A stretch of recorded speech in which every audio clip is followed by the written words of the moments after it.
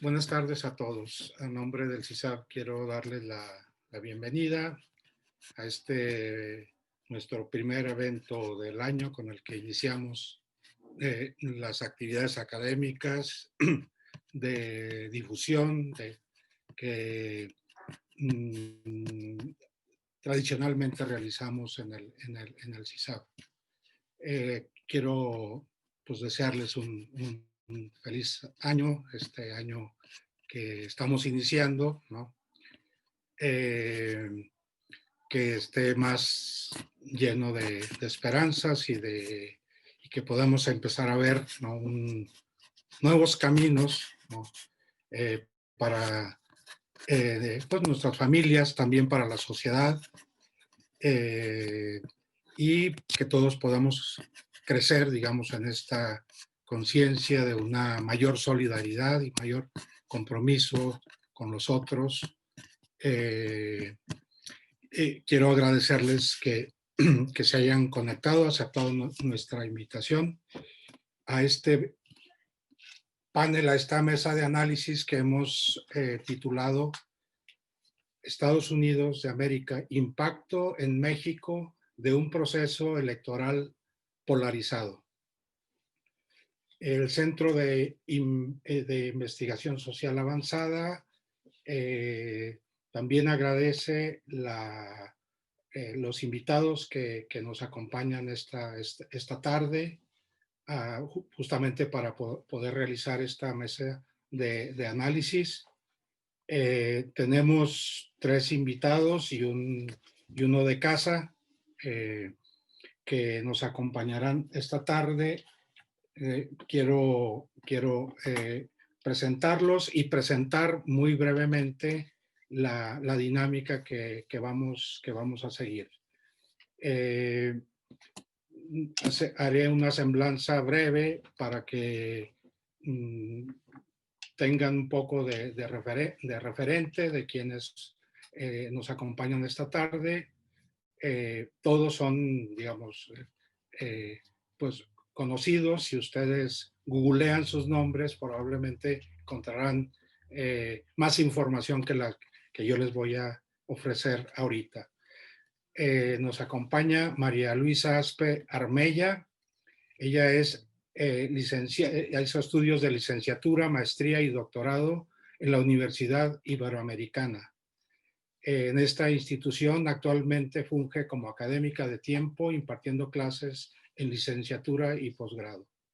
Ha impartido también materias relativas a México en el siglo XX en el doctorado en filosofía de la Universidad Anáhuac.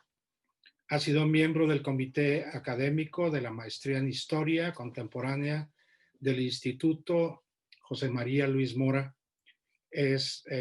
Participa en el Consejo Técnico del Posgrado en Historia en la Universidad Iberoamericana y es miembro del Consejo Editorial de la revista Conspiración. Asimismo, ha fungido como presidenta del Consejo Directivo del Instituto Mexicano de Doctrina Social Cristiana y es miembro de su comisión académica. Socia supernumeraria de la Sociedad Mexicana de Historia Eclesiástica y sus líneas de investigación actuales se centran en México en el siglo XX, la provincia mexicana de los jesuitas, instituciones sociales, educativas y políticas del catolicismo mexicano durante el siglo XX y los cambios ocurridos en la provincia mexicana de la Compañía de Jesús a partir del Concilio Vaticano II y hasta 1976. Pablo Mijangos y González. Pablo es licenciado en Derecho por el Instituto Tecnológico Autónomo de México y doctor en Historia por la Universidad de Texas en Austin. Es director de la División de Historia del Centro de Investigación y Docencia Económicas, CIDE, y también dirige la colección Historia del Derecho en América Latina.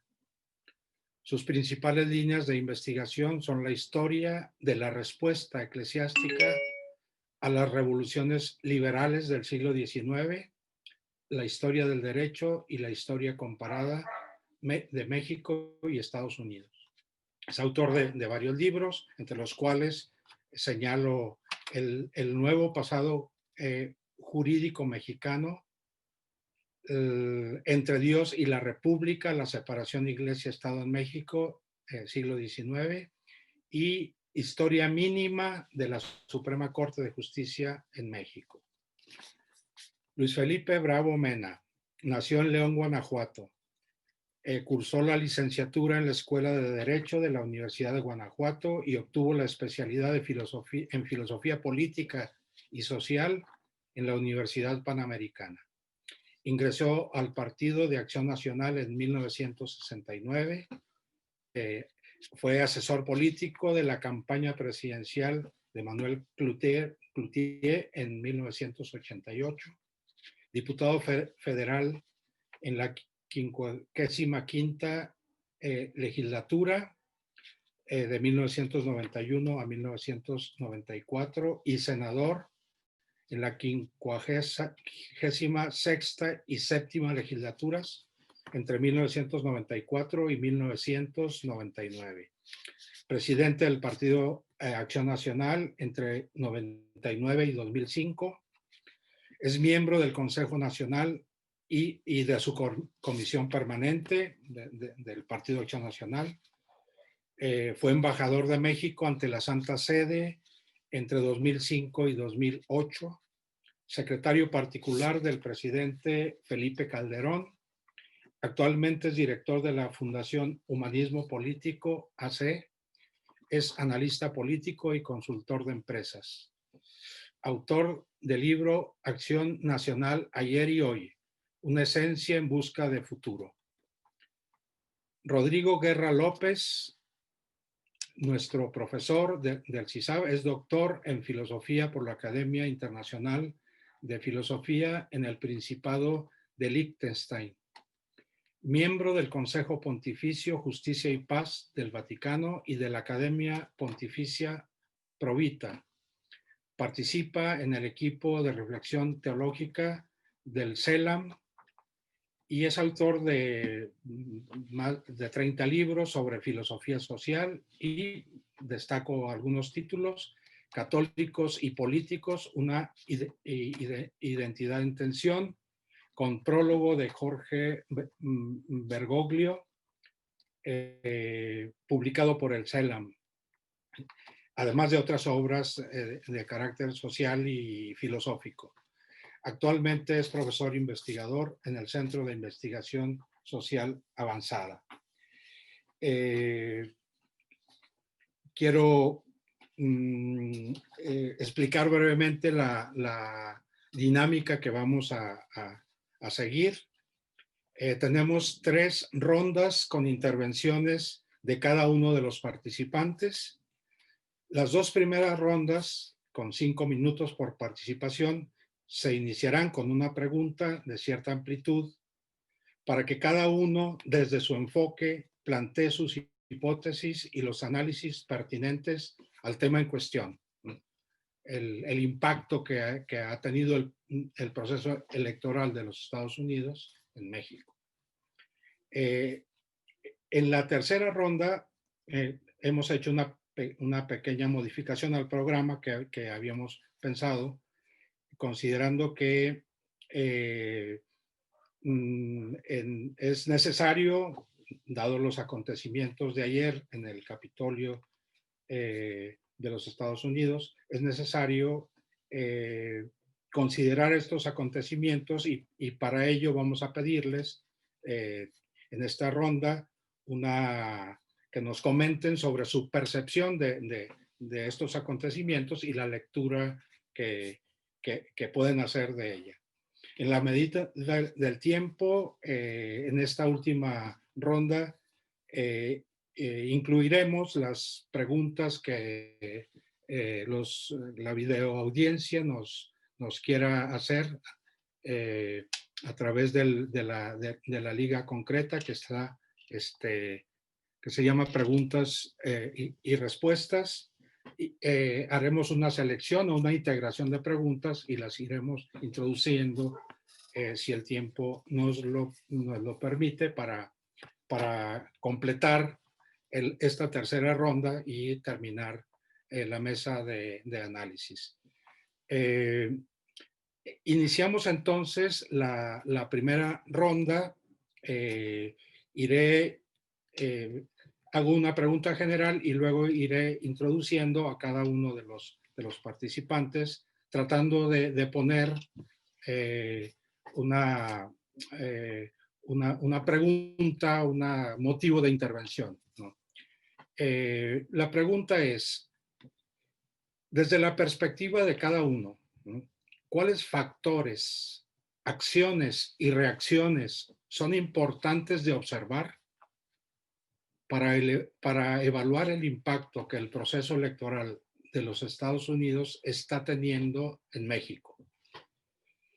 Y para Luis Felipe, estamos viendo en México el nacimiento de una corriente que aliente un populismo de derecha que se apuesta por la polarización social y política.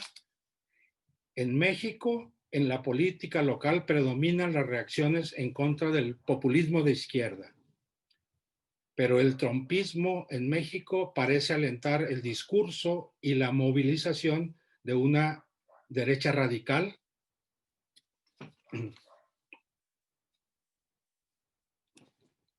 Tu micrófono, Felipe, por favor.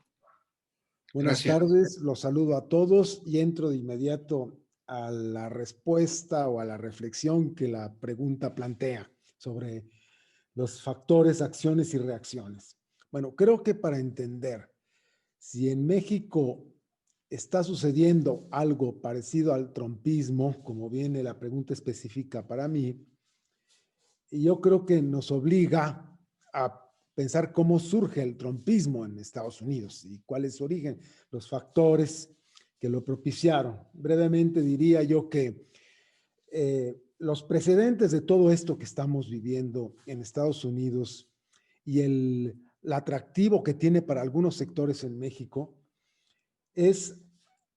comienza fundamentalmente a partir de la caída del muro de Berlín y de la caída de las Torres Gemelas, del ataque a las Torres Gemelas. Creo que ahí comenzaron a cambiar muchos de los paradigmas que tenían las viejas corrientes de pensamiento norteamericana. El conservadurismo norteamericano estaba ahí desde hace mucho tiempo. Durante el tiempo de la Guerra Fría tuvo determinadas expresiones, determinadas actitudes, pero después de la caída del muro de Berlín y Torres Gemelas comienza un proceso de radicalización creciente. Y esta radicalización creciente, creo, además, fue alimentada por la quiebra económica del 2008, la crisis económica desde 2008, que dejó en evidencia una serie de disparidades en la sociedad norteamericana muy grandes y abusos muy grandes por parte de grandes capitalistas norteamericanos.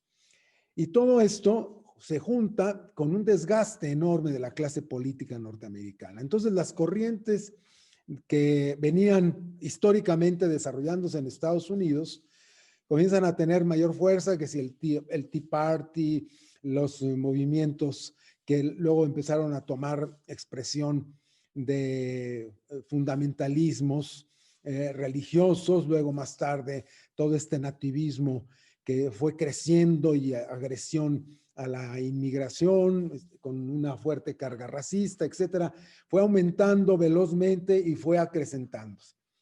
Finalmente, todo esto, creo yo, se cristalizó o fue recogido por los liderazgos más radicales de la derecha norteamericana que logran capturar al Partido Republicano de tal manera que los sectores moderados, digamos, el conservadurismo institucional de los Estados Unidos, fue arrasado y borrado del mapa. Recuérdense la figura del gran senador de Arizona, McCain, que le hace una resistencia en un primer tiempo a Trump y finalmente no puede, a pesar de que era una persona sensata absolutamente de la línea conservadora republicana. Bueno, solamente como ejemplo, finalmente todo se aglutina alrededor de Trump. Trump se hace del partido, lo lleva a una aventura como la que ha tenido en el 2016 y ahora en esta elección, y casi destruye al Partido Republicano. Por su parte, los demócratas tardan en entender el problema. Ustedes podrán recordar cuáles eran los cálculos que se decían en toda la prensa norteamericana. No, bueno, Trump no pasará, se jugará en las primarias, pero de ninguna manera el Partido Republicano permitirá que llegue un tipo de estos. Finalmente fue candidato, gana las primarias y luego finalmente gana la elección. Otro factor que creo que tenemos que considerar que genera este fenómeno, pues son el éxito que va teniendo cada vez más la presencia de la derecha anti-establishment en Estados Unidos. Y factor geopolítico que también hay que considerar, creo que nadie puede desconocer sin caer en teorías de conspiración y cosas por el estilo, como lo han determinado con toda claridad los aparatos de inteligencia de la Unión Europea, que hay intervención de algunas potencias emergentes en este reacomodo de fuerzas globales que evidentemente les interesa a un Estados Unidos desarticulado y perdiendo toda influencia de aglutinación dentro de lo que se llamó el bloque occidental o las democracias occidentales. Bien. Esto no se da en México así, vaya, es un contexto absolutamente diferente y esto es algo que tenemos que entender, que si hay una corriente que parece sentirse atraída y repitiendo algunos de los eslogans y teorías que mueven al trumpismo, no puede ser igual en México, porque aunque se repiten algunas cosas, no es el mismo contexto, no es la misma evolución. ¿Qué voy yo? Yo creo que aquí en México tenemos un populismo de derecha, sí, pero son expresiones aglutinadas en grupos con fuerte activismo en redes que replican las teorías del radicalismo norteamericano y se sienten parte del movimiento, pero sin ninguna capacidad de poder repetir la experiencia, porque insisto, los factores que originan el fenómeno en Estados Unidos son absolutamente diferentes de lo que aquí pudieran alimentar esas corrientes en el país. Dos, la movilización de Frena nos dejó ver algo de esto. No todo lo que hizo Frena era esto, pero ahí estaban y dejaron ver. ¿Y qué nos dejó ver? Nos dejó ver una fuerte capacidad de ruido, un impacto de primer momento mediático, pero luego después un desvanecimiento de su capacidad real de acción. Está mezclada todo esto, toda esta expresión de llamado trumpismo o radicalismo de derecha, está mezclada con una reacción de otros segmentos de la población contra políticas que está aplicando el gobierno. Entonces, ahorita es un complejo muy mezclado, del que hacer la disección va a haber que hacer con mucho cuidado para no equivocarnos quién es quién en este proceso que se está dando en México. Por último, diría, a mi ver, no tienen un peso específico hoy, aunque mucha presencia, ruido en redes, pero no han alcanzado una masa crítica porque no han logrado, creo yo, de ninguna manera poner hoy todavía a las muy debilitadas fuerzas políticas institucionales, no las han puesto en una capacidad de tenerlas que seguir y tener que adoptar su programa. Todavía las muy debilitadas fuerzas políticas del país tienen capacidad, hasta ahorita yo así lo observo, para no dejarse llevar por expresiones radicales de este tipo. Gracias, Luis Felipe. Estamos abriendo y seguramente en la siguiente ronda se podrá retomar y acentos y aspectos de esto que nos has planteado.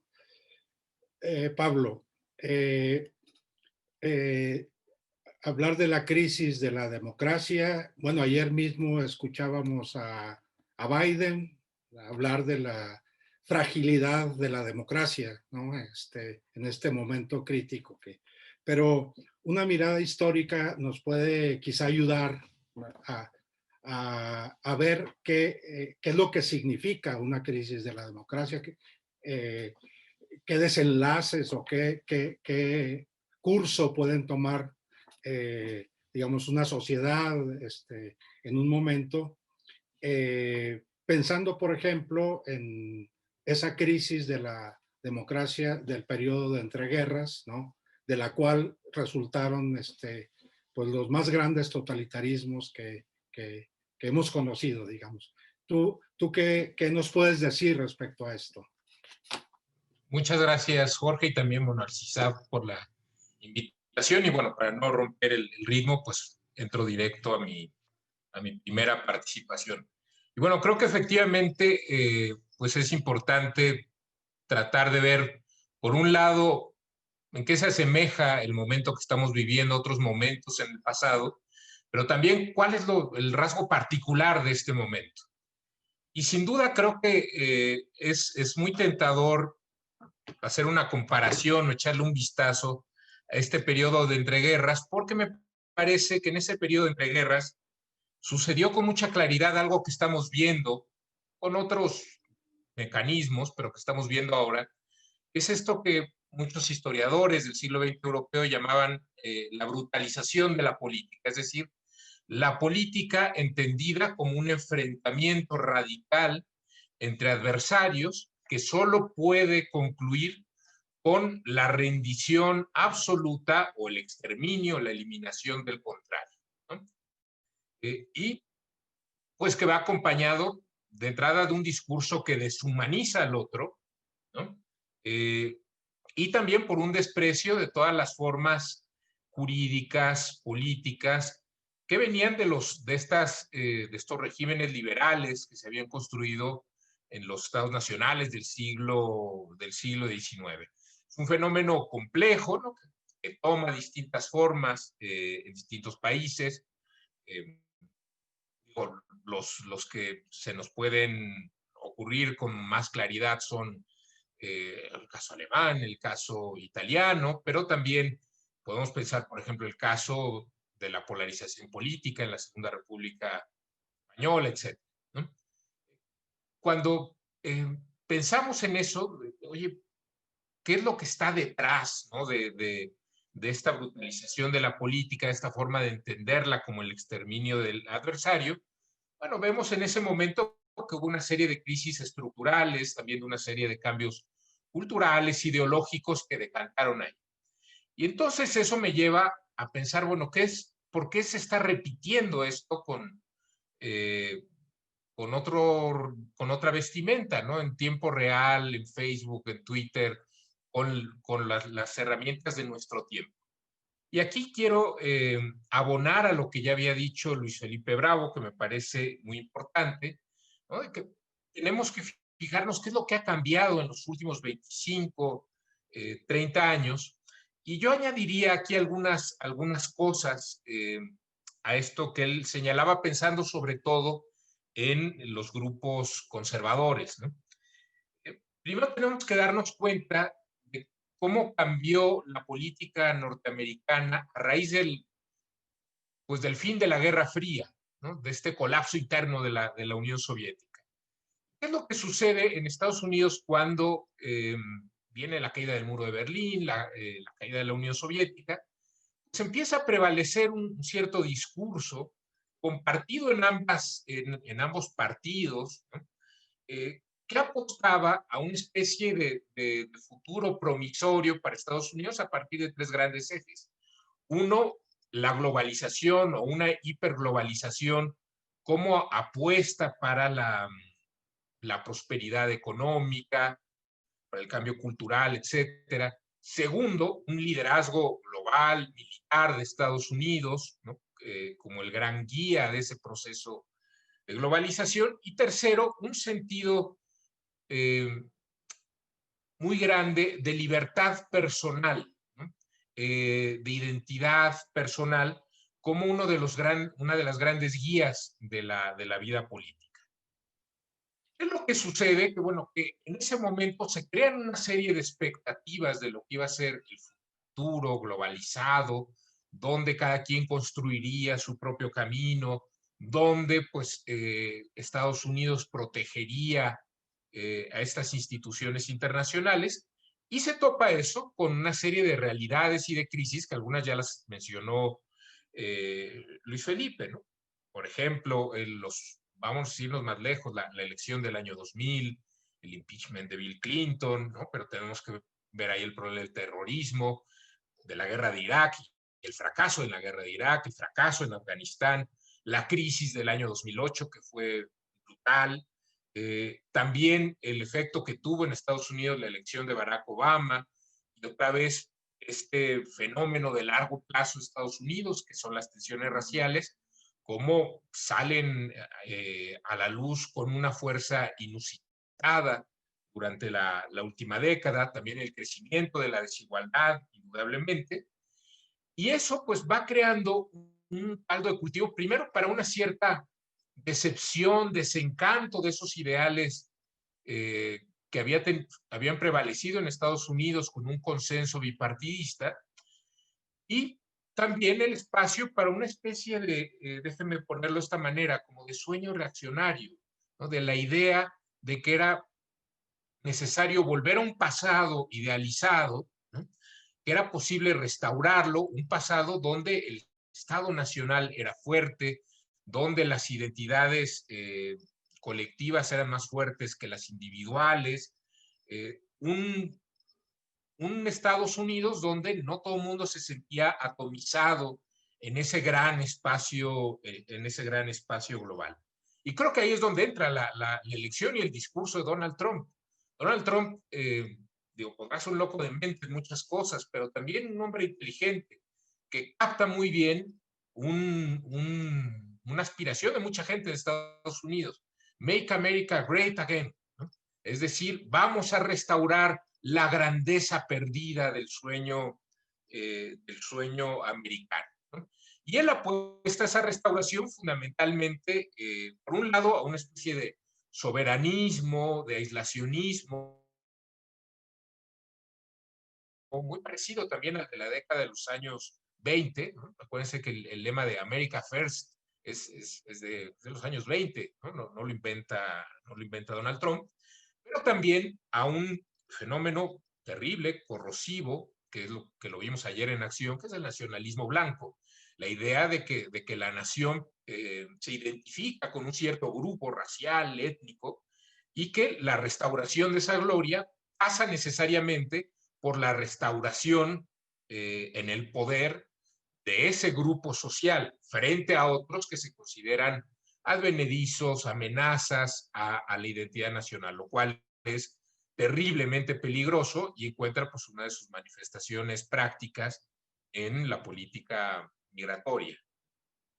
Y bueno, la apuesta de Trump funciona, le permite ganar, y yo creo que Trump hubiera vuelto a ganar el año pasado de no ser por la pandemia.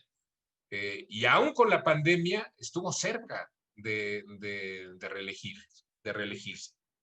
Entonces creo que parte del problema, del momento complicado en el que estamos es cómo, de entrada, bueno, cómo se va a reemplazar. No es posible volver a decir, oye, pues vamos a seguir creyendo en lo que creíamos desde los años 90. No se puede, ya nadie lo cree, ¿no?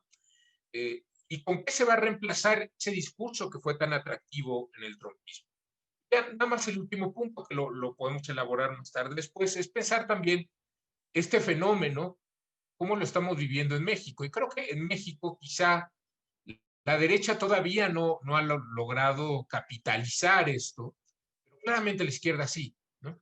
La izquierda obradorista, pues claro que tiene esta apuesta por el soberanismo, por la política identitaria. Pensemos simplemente en todo lo que se va a discutir este año sobre el sentido de 2021 como conmemoración de la nueva grandeza mexicana, ¿no? De los tres conmemoraciones simultáneas que se quieren celebrar. Ahí creo que hay mucho de dónde cortar, pero bueno, aquí le dejo para continuar más adelante. Gracias Pablo. Sí, estamos abriendo tema. Se ve claramente que todavía hay que seguir, digamos, desarrollando estos puntos iniciales que son interesantes. María Luisa, que eres una observadora, digamos, de la historia contemporánea, podemos decir, de México, particularmente, digamos, del catolicismo mexicano. ¿Tú qué percibes, ¿no?, entre movimientos y grupos católicos en México? ¿Qué impacto está teniendo este fenómeno Trump, ¿no? La polarización de la política en Estados Unidos, qué reflejos, qué efectos está teniendo en México? Gracias, Jorge, y gracias a la invitación del CISAP. Pues bueno, creo que lo que ha dicho Luis Felipe y Pablo sirven como de este contexto grande, del marco más amplio de lo que voy a decir. Creo que el aspecto del desencanto es fundamental en este sentido y también este sentimiento como restauracionista que no se ha ido del todo en México y que no se ha ido del catolicismo mexicano o de algunos grupos en el catolicismo mexicano, ¿no? Esta tentación del constantinismo, del padre de la cristiandad, Franco o de quien sea, pero de tener el matrimonio del trono y el altar. Esto por un lado, ¿no? Por otro lado, creo que es importante aquí sí mencionar la cuestión global que hace que el impacto del trumpismo y de lo que está sucediendo allá sea verdaderamente decisivo en un segmento de católicos acá. Y esto tiene que ver con la agenda pro vida. Y yo creo que esto es muy importante. Habría sí, voy a decir algo que es muy obvio, pero más vale decirlo, que no hay tal cosa como los católicos, ¿no? Sino que habría que ver que son identidades diferenciadas dentro del catolicismo, a muy grandes rasgos y sin adentrarme en lo histórico. Podríamos hablar de los católicos liberales, convencidos de la democracia como el mejor o como el menos peor de los sistemas políticos, ¿no? Y preocupados además por un populismo de diverso signo, ¿no? Y que estos han mostrado más tibiamente o abiertamente en México su rechazo a Trump, ¿no? Además está aquí esta parte anti-institucional de Trump que le saca ronchas a este grupo, ¿no? Y su persistencia en negar la verdad, ¿no? Esto de escamotear la verdad o de plano negarla, ¿no? La violación del Estado de Derecho, de la Constitución, y para estos católicos liberales, la violación de los derechos humanos. Creo que este es un gesto importante. Podríamos hablar que muchas veces se unen o coinciden en puntos estos de los católicos sociales, ¿no? Católicos que apoyan el magisterio social de la Iglesia, que se identifican con el magisterio específico del Papa Francisco, que creen que en este proceso del que han hablado Pablo y Luis Felipe, pues sí se da lugar a un capitalismo salvaje y que en este sentido hay una instrumentalización de la religión. O sea, hay una instrumentalización de la religión con fines políticos y que esto cae en un caldo de cultivo del que ya han hablado, ¿no? Supremacista blanco, anti-inmigrante, y que se hace eco de estas deudas inmemoriales, ¿no?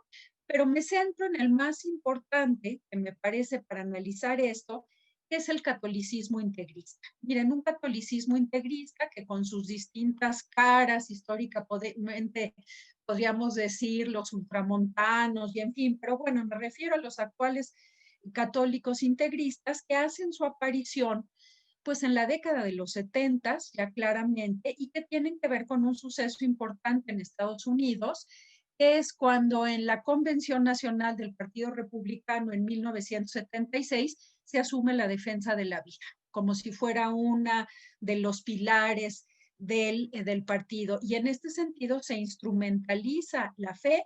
Y aquí hay dos bastiones en Estados Unidos, pues este integrismo católico que surge tibiamente y por otro lado, pues el famoso cinturón bíblico, ¿no? De los neoevangélicos que también tienen la agenda pro vida, ¿no? Entonces, ¿qué es lo que pasa con estos? Pues hay todas unas redes de comunicación muy importantes, hay canales de televisión, hay personajes de la vida pública, Bannon, ¿no? Es uno de ellos, y hay también miembros de la jerarquía. O sea, mencionábamos antes de entrar en esto el caso de Viganó, ¿no? Pero es decir, hay miembros de la jerarquía que entran con esto y que articulan o son parte de la articulación de un movimiento global que es pro vida y que se instrumentaliza desde el lado de Trump con fines políticos. O sea, decir que Trump es pro vida es tanto como decir que Hitler era pacifista, ¿no? O respetuoso de los derechos humanos. Pero con esta agenda, ¿no? Que compra, vamos a decir así, a este grupo integrista. Creo que aquí nada más lo dejo planteado y ya más adelante podré entrar con el presente de estos grupos. Muchas gracias, María Luisa. Sí, esta reflexión tuya me parece que nos ayuda a contextualizar más, ¿no? El impacto que puede tener, digo, puede incluso seguir teniendo, porque todavía ese proceso electoral de Estados Unidos parece, aunque parece decidido, pero lo que no está decidido es la reacción del trumpismo y lo que puede significar en los años venideros. Por eso a Rodrigo queremos un poco plantearle lo siguiente. Se observa claramente que la radicalización ideológica y la polarización social descarrilan procesos democráticos. Se puede afirmar que hay una apuesta de la doctrina social de la Iglesia, ¿sí? Digamos, como un criterio para la participación social y política de los católicos, ¿no? Hay una apuesta por las vías democráticas. En este momento es necesario reaprender esa estima por la democracia de la que habló explícitamente el magisterio de Juan Pablo II en Centésimos Annus, y reaprender incluso del compromiso de tantos laicos mexicanos que a principios del siglo XX vieron en la democracia una vía concreta de participación, digamos, y podríamos decir de construcción del bien común. Sí, muchas gracias por la oportunidad para estar en esta mesa.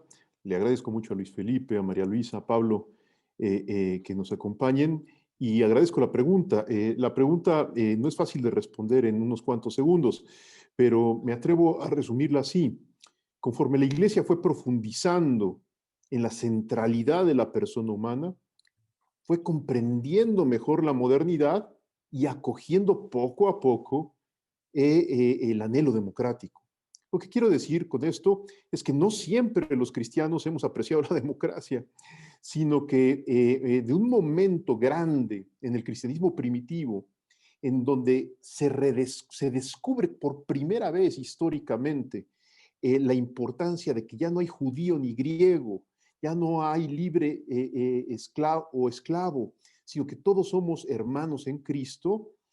De ese momento fundacional, no saltamos de inmediato, por ejemplo, a un gran aprecio a la democracia. Tuvieron que pasar múltiples vicisitudes históricas en donde el cristianismo fue tratando de vivir y sobrevivir en distintos contextos políticos, muchas veces que eran no democráticos, propios, por ejemplo, de la Edad Media, y que posteriormente, cuando entra la Edad Moderna, muchas de las fuerzas que impulsaron la democracia lo hicieron a la par de su enemistad con la Iglesia institucional.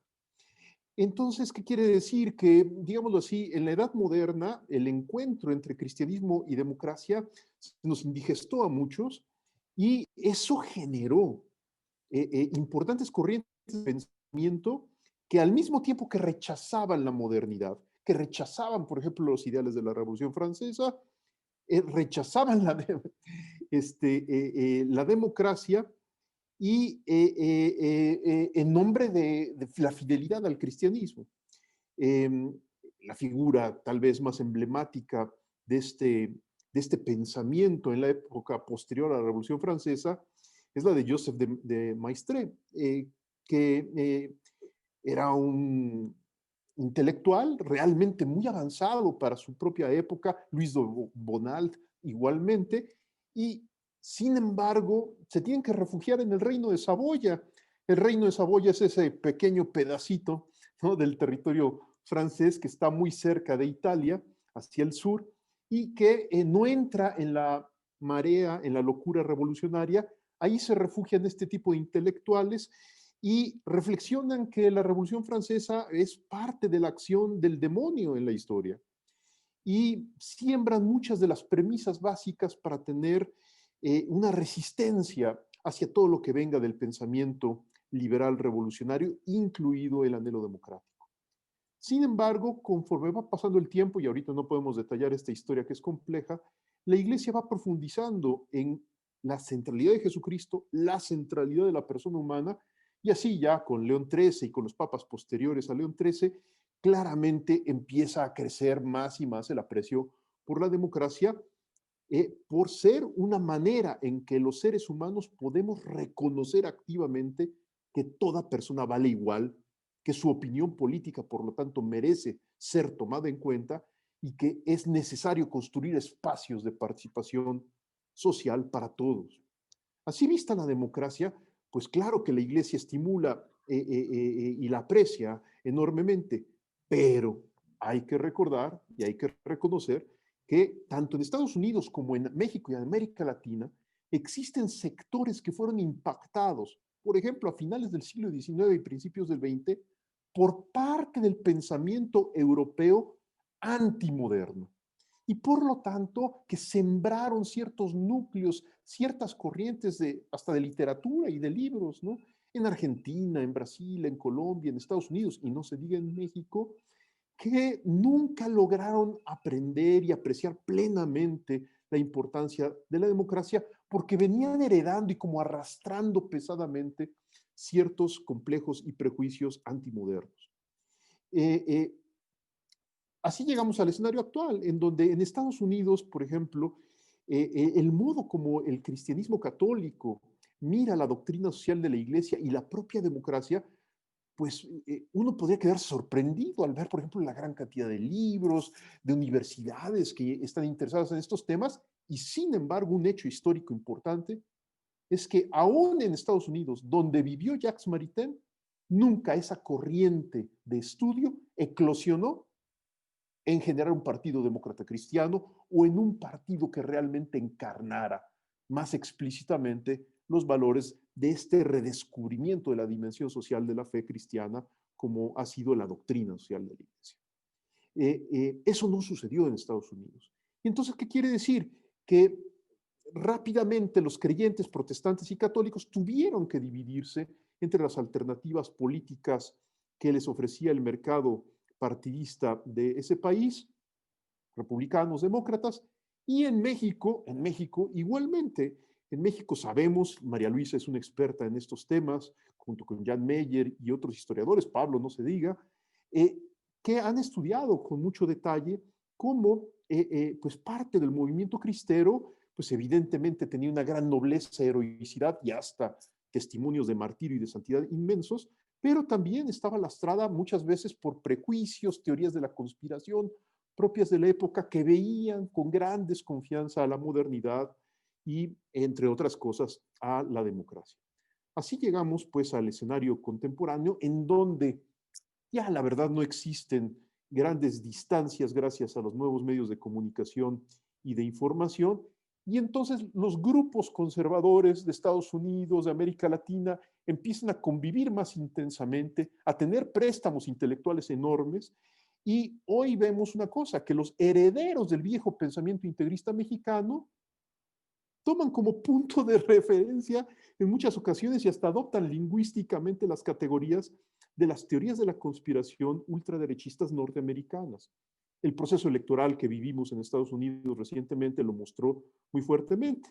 Surge de la manera más chabacana posible una teoría de la conspiración que se llama QAnon en los Estados Unidos a raíz del Pizzagate, una cosa casi para dar risa, si no hubiera tenido consecuencias tan importantes en esta teoría de la conspiración.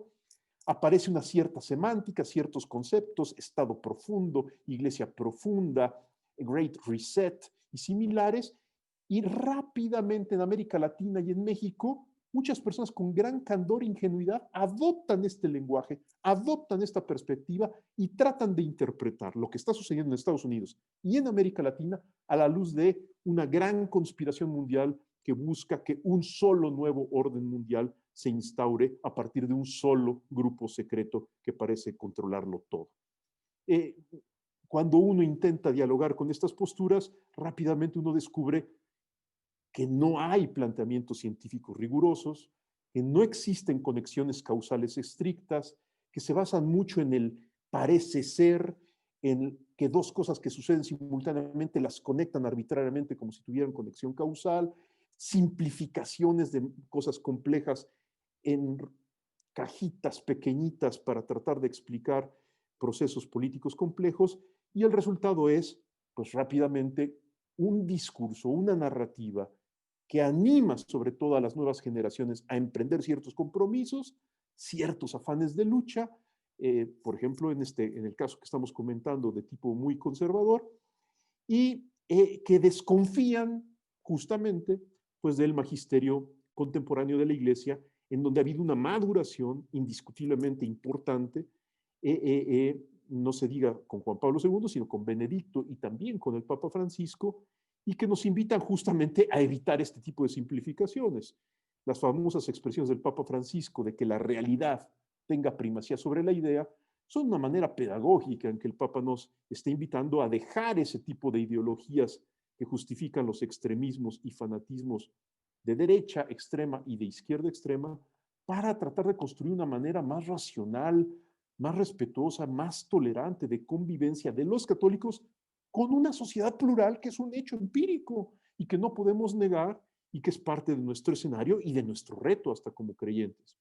Entonces, por eso creo yo que, por supuesto que la Iglesia aprecia enormemente la democracia, la aprecia ahora, sobre todo con el Papa Francisco, como fruto de una nueva forma de vivir la fraternidad, como también como un modelo que permite y que facilita el que las personas dialoguen y lleguen a consensos, pero que está encontrando resistencias muy importantes, algunas más explícitas, a veces otras más tácitas, en quienes se han quedado por un motivo o por otro atorados ideológicamente en prejuicios antimodernos y en teorías de la conspiración de base irracionalista que hoy por hoy circulan con una amplitud inédita por YouTube, por Facebook, por Twitter, y se comparten en grupos de WhatsApp, generando grupos muy amplios de simpatizantes de las cosas más chabacanas, aún en contra de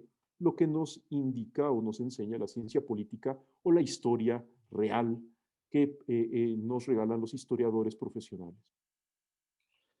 Muy bien, gracias Rodrigo. Si me permiten, entramos a la segunda ronda y quizá adelante podamos retomar algunos de estos aspectos, entrar en diálogo incluso entre ustedes si así lo desean. Pero para, digamos, darle fluidez a sus participaciones, entonces para la segunda ronda propongo vayamos al tema de la polarización, el clima antidemocrático y las perspectivas actuales en México. Y con esto, digamos, preguntaría a María Luisa, históricamente, como ya lo ha dicho Rodrigo, la democracia fue vista con recelo, en algunos momentos rechazo, etcétera, ¿no? Y sin embargo, el compromiso con la democracia de muchos laicos y laicos mexicanos además, fue particularmente, digamos, ejemplar, ¿no? Quizá a contrapelo de esta actitud antimoderna, digamos, difundida entre los católicos. Sin embargo, para traerla a nuestro tiempo, diría, hoy son muy visibles y sonoros los posicionamientos por la vida, contra el aborto o la ideología de género, que reivindican el todo o nada de valores cristianos no negociables. Uh-huh. Bueno, pues yo comienzo nada más haciendo una nota histórica sobre el caso mexicano. México desde el siglo XIX, podemos ver desde el finales del Porfiriato, cómo hay pues este intento de crear en ese contexto todavía desde la inspiración de Rerum Novarum, poder crear un partido católico que luego se concretaría con el Partido Católico Nacional.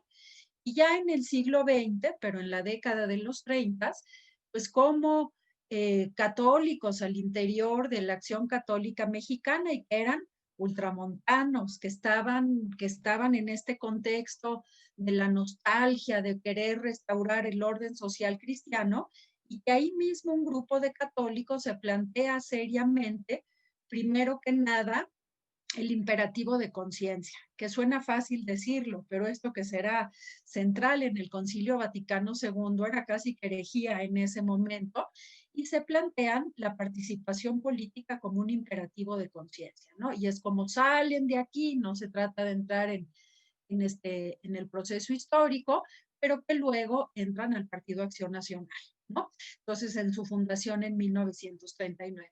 Y entran no por lo oscurito ni por la puerta de atrás, sino entran diciendo por un imperativo de conciencia es la participación en política. Luego, importante también decir cómo se va dando esta separación de lo que es el orden social cristiano y luego la independencia de un partido político de lo que es la jerarquía, aunque pueda coincidir con los principios de dignidad de la persona, solidaridad, bien común, subsidiariedad, ¿no? Esto que a mí me gusta mucho mencionarlo, como Gómez Morín, fundador del partido y presidente en los primeros 10 años, la única vez que ejerció el derecho a veto como fundador en el partido fue para evitar que se hiciera del PAN un partido demócrata cristiano. O sea, esto es, ¿no? Para los que dicen que el PAN nació como partido católico, pues ahí se ve claramente que no. Entonces, bueno, el mundo, el México en general, sí está con esta cuestión todavía del orden social cristiano, con algo de nuestro proceso histórico secular, que es pues la nostalgia también del líder autoritario, o por lo menos de la persona, y lo vemos con Díaz, no se diga, pero lo vemos con Obregón, pero lo vemos con Calles, lo vemos con Cárdenas, ¿no? Y es decir, el personaje fuerte, y eso no ayuda evidentemente para la democracia. Entonces, en este sentido, sí queda muy claro, ¿no? Que se empieza a dar una noción de política ya desde la doctrina social de la Iglesia para los católicos que para muchos es desconocida. Yo recuerdo, digo, lo he estudiado, pero ya lo recuerdo en la década de los 80, que si un católico participaba en el PRI, decía, no, pues está horrible, ¿cómo participa un católico en el PRI? ¿No? Como si estuviera vedado porque no es un partido católico. Y esto se mantiene en este sentido, y esto va con el hilo conductor de lo que yo les decía, este tema, y que ahora Jorge me pregunta, sobre la agenda pro vida. O sea, es una agenda que está centrada en el no al aborto, que está centrado en el salvar la vida del no nacido, pero que lo que hace es cercenar la doctrina. ¿Por qué? Porque está diciendo del momento de la concepción y en el nacimiento, pero lo que se le olvida es hasta la muerte natural, ¿no? Entonces, en estos grupos muy, muy pro vida, en este sentido, y pienso lo mismo del aborto, pero estoy analizando en este sentido, qué es lo que dicen los migrantes que pudo haber afectado Trump, ¿no? Los que mueren antes de tiempo por enfermedades curables, todos esos no tienen que ver con esta agenda dura que es la defensa de la vida en ese contexto, ¿no? Y esto, como se ve, se globaliza, y esto es muy importante, y se globaliza, y con esto termino, en algunas organizaciones que no solo es América Latina y la relación de México con Estados Unidos, o sea, lo podemos ver con Vox en España y lo podemos ver con otro, y que tienen pues, órganos de difusión muy impersonal, muy, si se meten a ver Church Militant, ¿no? LifeSite News, el famoso Ingraham Angle en Fox News, ¿no? Con Raymond Arroyo, este religioso Frank Pavone, ¿no? Que tiene todo el éxito con los jóvenes y que es una muestra clara del integrismo actual, ¿no? El catholicvote.org, ¿no? Que tanto peso tuvo en la campaña, ¿no? Y llegamos pues hasta el representante mexicano vinculado con esto, que es pues un actor de tercer nivel de telenovelas, que ya de por sí son de tercer nivel, ¿no? Eduardo Verástegui, ¿no?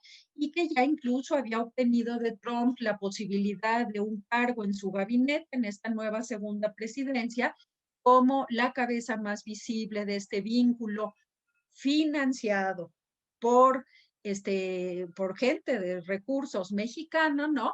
Para poder hacer esta defensa de la vida en Estados Unidos. ¿No? Entonces aquí, ¿qué va a pasar con ellos? No lo sabemos. Yo creo que evidentemente esto fue un shock, lo que pudo pasar. O sea, la prepotencia de Trump no midió lo que implicaría la reacción al fin y al cabo de un sistema democrático estadounidense, muy venido a menos, pero que reaccionó. Y pues al mismo tiempo los tweets de días antes o del mismo día, ¿no? Que seguían apoyando a Trump en este sentido. Muy bien. Gracias, María Luisa. Cambié un poco el orden de las intervenciones y entonces de nuevo pregunto a Rodrigo y creo que continúa también la línea de reflexión que venías haciendo. Existe la tentación de identificar la doctrina social de la Iglesia con una ideología o una doctrina hecha y acabada, que ya no está en construcción. Juan Pablo II había afirmado categóricamente la doctrina social de la Iglesia no es ideología, es teología moral. Y es parte fundamental de la tarea evangelizadora de la Iglesia.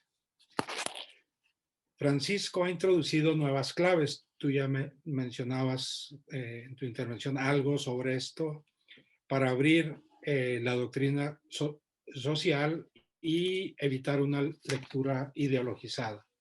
Pienso, por ejemplo, la realidad es superior a la idea, el tiempo es superior al espacio, hay que abrir procesos, invitar a una revolución de la ternura, a una lógica del don y del cuidado en una cultura del encuentro.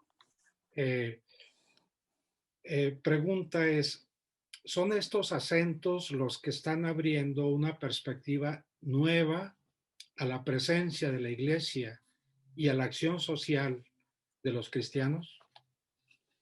Sí, el Papa Francisco en particular ha vivido en Argentina y ha conocido el pensamiento tanto de la izquierda cristiana como de la derecha y la ultraderecha. Ha vivido también todo lo que implica como desafío el peronismo.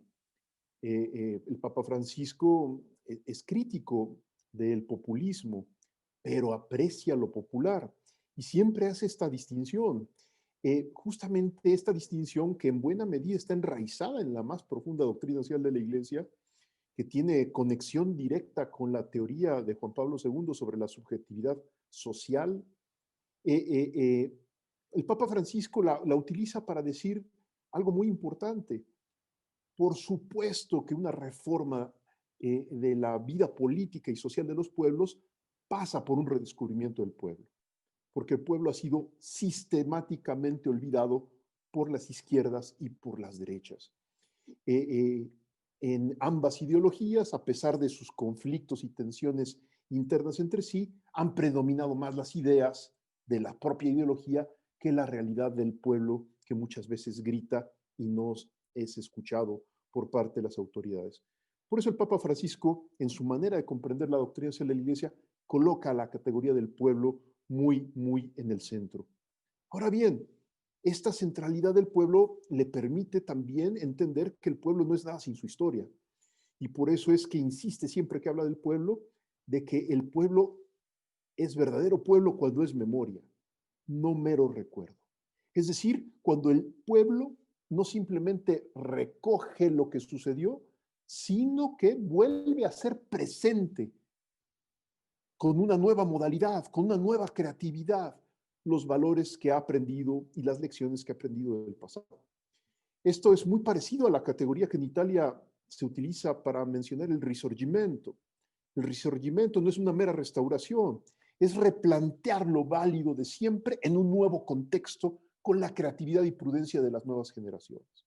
Y el Papa Francisco, muy en esta clave, es que plantea, por ejemplo, en Fratelli Tutti, en Evangelium Gaudium y en Laudato Si, que son sus tres grandes documentos de impronta social, que es necesario, por lo tanto, rehacer la política y reproponer la doctrina social de la Iglesia, no como un mero rollito inspiracional, no como una mera colección de frasecitas y de citas para decorar discursos, sino reproponer a la doctrina social de la Iglesia como un método que nos ayude a ser más libres a los cristianos para superar las ideologías. En otras palabras, cuando vemos a veces que los católicos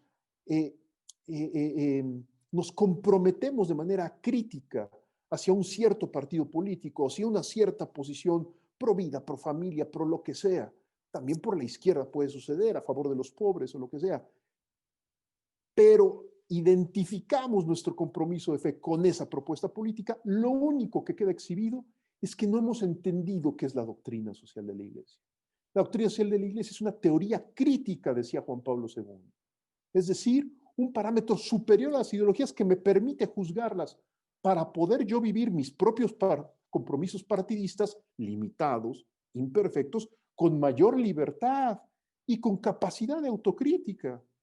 Tal vez lo que hoy hemos visto en Estados Unidos, el mismo momento en el que el día de ayer un grupo de cristianos levantan una enorme cruz frente al Capitolio, hace unas semanas cuando de repente hay una gran manifestación también ahí mismo en Washington, vemos al arzobispo Carlo Viganò en una megapantalla dando un discurso apocalíptico, etcétera. Esas cosas suceden porque la doctrina social de la Iglesia no ha aparecido realmente con la suficiente fuerza. Y eso es culpa de nosotros mismos, sí, parte de la jerarquía que muchas veces ha dejado a la doctrina social de la Iglesia en el cajón de los juguetes rotos, y parte también de muchos de nosotros laicos que no le hemos dado el golpe a entender que el pensamiento social cristiano y la doctrina social de la Iglesia nos aseguran libertad para poder ser autocríticos de nuestro propio compromiso y, por supuesto, también críticos de nuestros adversarios y del escenario político que tengamos delante. Así las cosas, yo como comentaría esta pregunta que nos dice es, tenemos que tener mucho cuidado y tener mayor capacidad de análisis y discernimiento. La palabra discernimiento es tan querida por el Papa Francisco y es súper oportuna después de la lección que hemos visto en Estados Unidos y de las cosas que tenemos que aprender para nuestros propios escenarios mexicanos y latinoamericanos. Si no discernimos bien, pueden pasar cosas como las que le pasó pues, al propio Eduardo Verástegui el día de ayer, en donde en el momento más decisivo, en minutos, horas antes de que se convocara esta enorme manifestación en Washington, publica abiertamente un tuit de Carlo María Viganò, un hombre cismático, profundamente ideologizado con una teoría de la conspiración neopagana, no de origen cristiano, fuertemente influenciada por el pensamiento de Steve Bannon. Steve Bannon hace 2 semanas entrevistó al propio Carlo María Viganò. Y Steve Bannon es católico de religión, pero él mismo ha confesado que es un profundo admirador de Julius Evola y de René Guénon, 2 de los más importantes pensadores esoteristas de la política. Hay una rama, digamos, del pensamiento político de muy baja calaña, que es el esoterismo en política. Y Steve Bannon, nutriéndose de esas categorías, de los mitos y leyendas que brotan de estos dos autores, le comparte a Monseñor Vigano su inspiración y Vigano se vuelve un referente para muchos católicos despistados.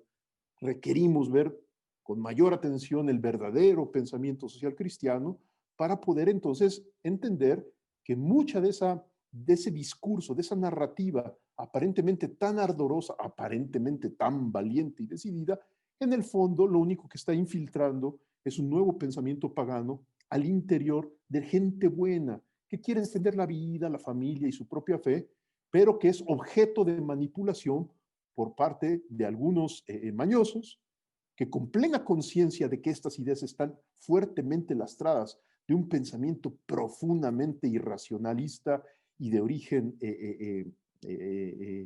esotérico, sin embargo, lo hacen y lo promueven y se lo ofrecen, por ejemplo, a grupos de gente noble y hasta a los propios obispos. Necesitamos mirar, pues, con más atención el pensamiento del Papa Francisco. Francisco se sabe de estas todas, porque él vivió el acoso en Buenos Aires de los grupos más radicales, tanto sedevacantistas como no sedevacantistas, discípulos de Julio Mainviel, el sacerdote antisemita que desde hace muchos años predicaba teorías de la conspiración y que siempre acosó a los jesuitas y particularmente que motivó al acoso del arzobispo de Buenos Aires durante varias décadas. El Papa Francisco, consciente de esto, es por lo que pone ciertos acentos en Evangelii Gaudium y en Fratelli Tutti, que hoy evidentemente invitan a una revisión y a quitarnos muchas telarañas de la cabeza a los que hemos conocido este tipo de pensamiento tan radicalmente conservador y que muchas veces, más que acercarnos al cristianismo, pues nos acerca a compromisos ideológicos de ultraderecha del todo lamentables. Gracias, Rodrigo. Para Pablo, la pregunta, diríamos, casi más bien los hechos de ayer ya nos muestran lo que esta pregunta quiere, digamos, profundizar, ¿no? Es el tema de la polarización. La polarización actual puede desestabilizar no solo un proceso electoral, sino un sistema político, etcétera, ¿no? Casi, digamos, ayer lo vimos así. Pero creo que queda vigente de todos modos una reflexión sobre esta, ¿no? Cómo juzgar estos procesos de polarización, el impacto que pueden tener, a veces inesperado o no calculable, diríamos, ¿no? Cuando efectivamente vemos que en la sociedad estas tensiones y estas polarizaciones se siguen generando y se siguen, digamos, profundizando, ¿no? ¿Tú qué nos podrías decir? Sí, bueno, déjame, digo, es un poco amplia la pregunta, déjame aterrizarlo un poco más o reformularlo.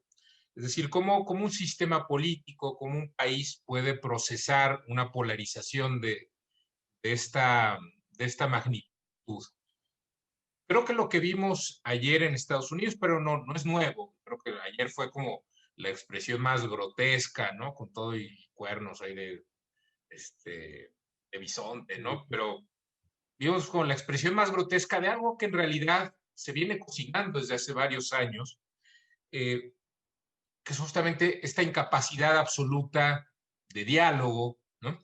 De reconocimiento del otro, de conversar públicamente, y que se ha agudizado en los últimos años por la confluencia de varias cosas, ¿no? Por un lado, creo que no debemos subestimar el papel que están jugando los medios digitales, las redes sociales, en este clima, porque, digo, las redes sociales, Twitter, Facebook, Instagram, etcétera, aunque digo, son una cosa maravillosa en muchos sentidos, también son el sueño húmedo de cualquier propagandista totalitario, ¿no?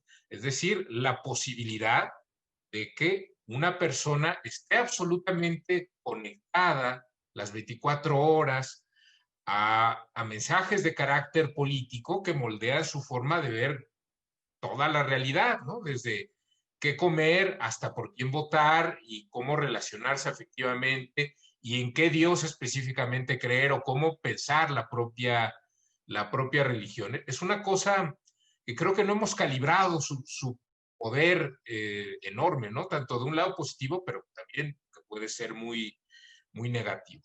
También hay otra cosa, otro problema ahí, ya de carácter institucional, pero que no nos es desconocido, que es la parálisis legislativa, la parálisis o el agotamiento de los órganos representativos. Finalmente, nuestros sistemas políticos todavía se fundan en una cierta organización constitucional que proviene del republicanismo, de las ideas de gobierno representativo de finales del siglo XVIII, principios del siglo XIX, etcétera, ¿no? Donde tenemos poderes, el Congreso, etcétera. Ya no están funcionando, ¿no? Es un problema gravísimo que enfrentan todas las democracias, es que estos espacios de intermediación, de representación, pues en realidad parece que no representan a nadie, ¿no? Todavía en Estados Unidos tienen más fortaleza, todavía en Estados Unidos es más posible, más probable que un ciudadano sepa o tenga una cierta noción de quién es su representante. Aquí no. Aquí, si les hago una pregunta ahora mismo a todos, oye, ¿tú quién es tu diputado? Pues nadie sabe, ¿no? No nos sentimos realmente representados. Y eso es gravísimo. Si a eso le sumamos la parálisis, ¿no? Porque estos partidos que se encuentran ahí en el Congreso difícilmente son capaces de discutir, negociar abiertamente, justificar, ¿no?, las razones de sus decisiones. Y entonces, o bien se paralizan, o bien negocian cosas que la sociedad no entiende qué diablos están votando. Pues bueno, tenemos un problema extremadamente serio. Finalmente, algo que también ha sucedido en Estados Unidos y que creo que en menor medida lo vimos en México en los últimos 15 años, es que frente a esta parálisis, esta polarización social, esta parálisis de los órganos representativos, terminamos recurriendo como a la apuesta de que haya una gran institución sabia, ¿no?, que nos resuelva todo, ¿no?, que va a ser una institución judicial, un tribunal constitucional, y que él milagrosamente encuentre esta solución. Y claro, en Estados Unidos un factor muy importante de esta polarización es justamente el papel de las instituciones judiciales, como Estados Unidos ha apostado a que 9 señores, pues ya mayores en su mayoría, resuelvan salomónicamente las cosas que la sociedad no puede resolver. Como el caso del aborto, ¿no? El caso del aborto es un tema que polariza enormemente a la sociedad, a las comunidades religiosas, es un tema extremadamente difícil, pero cuya solución, y creo que esto no va a cambiar en el corto plazo, realmente ha quedado en manos de 9 jueces. 9 jueces que no han podido encontrar otra solución distinta a la que se diseñó desde 1973 en el caso Roe versus Wade, ¿no? Y claro, eso también es grave porque finalmente muchas de las cuestiones más difíciles que molestan o bueno, quitan a la sociedad están fuera de los canales de decisión democrática, ¿no? Y entonces eso, pues, genera el contexto para estas reivindicaciones, pues, a veces bastante patológicas, del pueblo. El pueblo no realmente consultado, no realmente movilizado, sino el pueblo que habla a través de un líder carismático, que lo encarna, que ya no se pertenece a sí mismo. Y entonces ahí pues tenemos ya toda la semilla del autoritarismo, ¿no? Es decir, oye, en nombre del pueblo, en nombre de la democracia, tenemos que entronizar y fortalecer de todos los poderes posibles a un individuo, ¿no? Eso a mí me parece que es un fenómeno que por distintas razones se está viviendo en distintas partes del mundo. Creo que Europa lo ha podido resistir más, aunque no deberían cantar victoria, ¿no? Tienen ahí el caso de Orbán, tienen ahí el referente de Putin, ¿no? Estados Unidos ya vimos pues, que finalmente Trump apostó a eso. Y aquí en México también vamos a tener ese problema. Entonces, ¿cómo le podemos volver a dotar de significado, de funcionalidad a la vida democrática? Creo que no es una cuestión fácil, porque obliga a repensar lo que hemos hecho, las instituciones que tenemos, también los fracasos, por ejemplo, de nuestras transiciones, apostar simplemente a decir, oye, pues el líder carismático es horrible y hace las cosas muy, muy mal y por lo tanto debemos volver atrás, no necesariamente va a funcionar, ¿no? Porque es necesario también decir, oye, esta es una forma patológica de democracia, por lo tanto, déjame presentarte una forma más sana, más plural, más funcional, que resuelva los problemas de la gente. Y yo veo muy lejano todavía eso en el horizonte de nuestra discusión. Gracias, Pablo. Sí, esto que nos dices creo que también prepara la pregunta que queremos hacerle a Luis Felipe. Él ha sido un político activo, de una larga experiencia, ha vivido, creo que con particular, digamos, protagonismo, nuestra famosa transición, ¿no? Y entonces, la pregunta es, dirigiéndosela a hombre de experiencia política, ¿no? Hoy, ¿cuál puede ser la o las propuestas de participación para los católicos en los partidos políticos, en los grupos de presión, en los movimientos sociales o los movimientos anti-AMLO, ¿no? Necesitamos como católicos y como ciudadanos de un nuevo inicio. Hay que reconstruir un poco algo de lo que decía Pablo. ¿Dónde están o de dónde provienen las energías sociales y políticas para renovar una propuesta democrática y de reconciliación nacional? Bien, una muy breve referencia al pasado de alguna experiencia. Yo estoy convencido de que nuestra transición democrática, con todo lo imperfecto que pudo haber sido, y yo soy crítico de su desenlace final,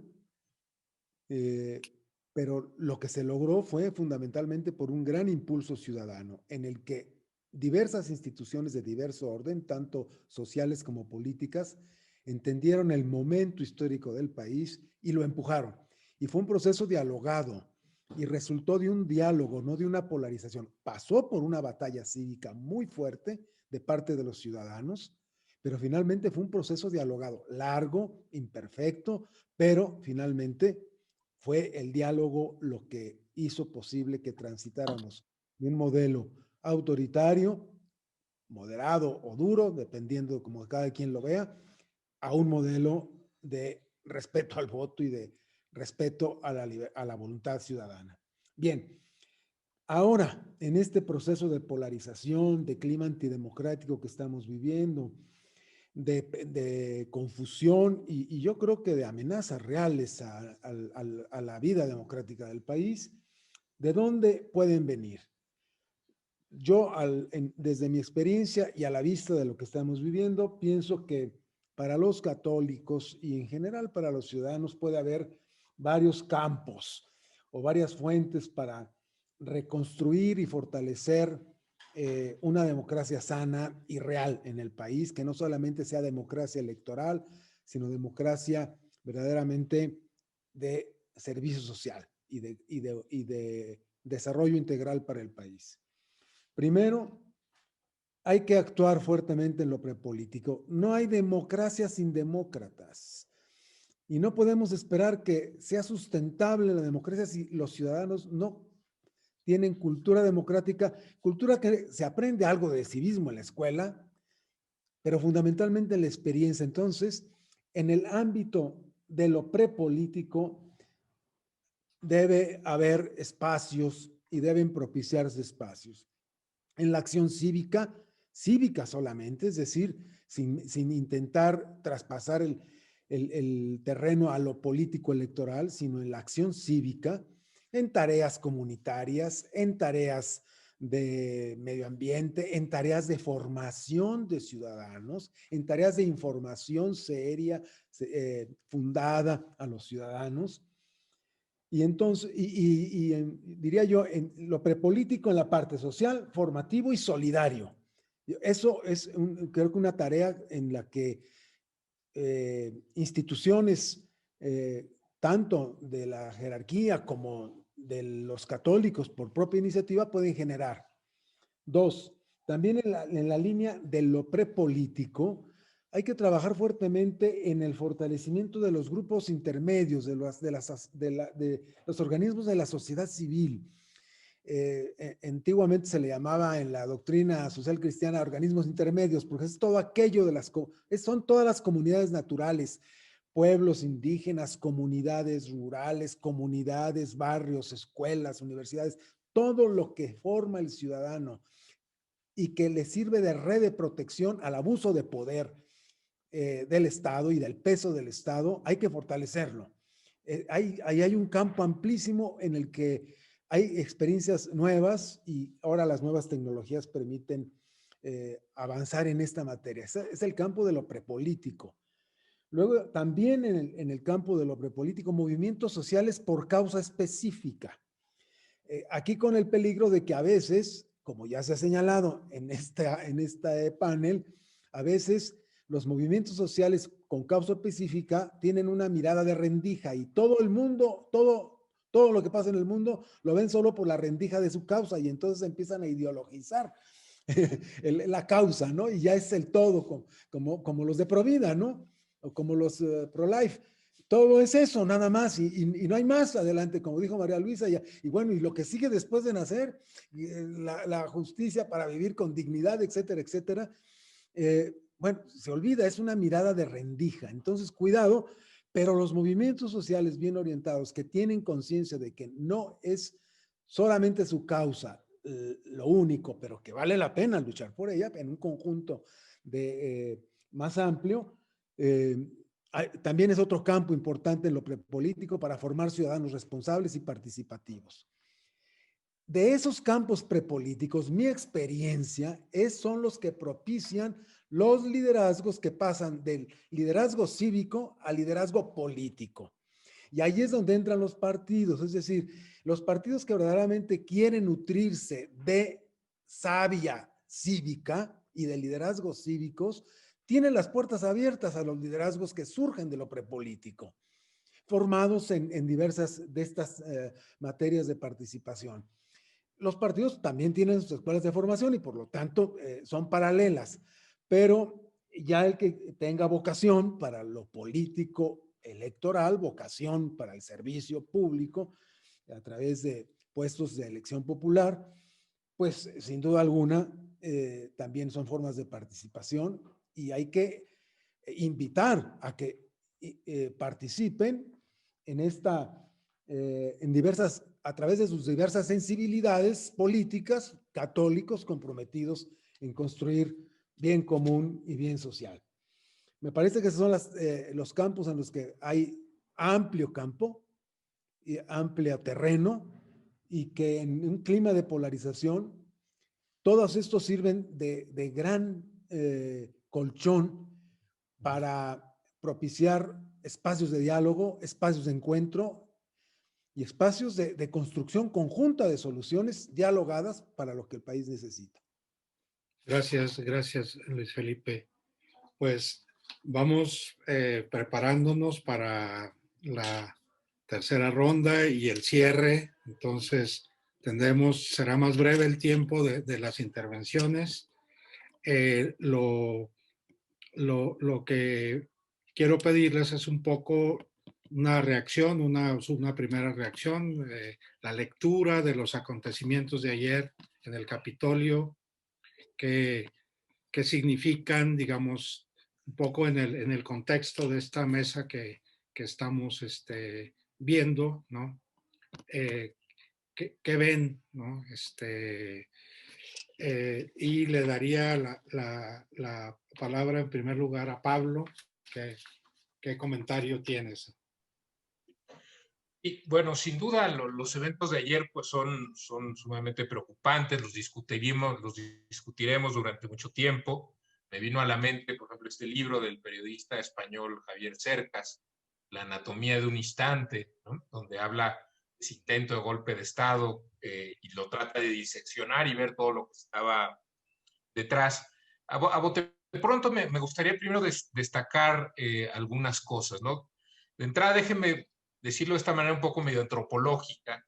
¿Cuál es el significado, el sentido, el mensaje de lo que pasó ayer? Es como la violación de un espacio cívico sagrado, ¿no?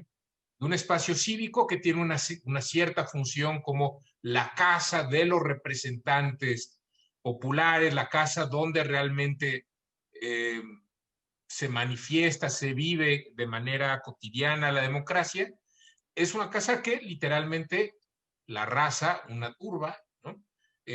Rompe cristales, hay una cierta desacralización, ¿no? Cívica de ese espacio. Y eso tiene un mensaje grave, poderoso.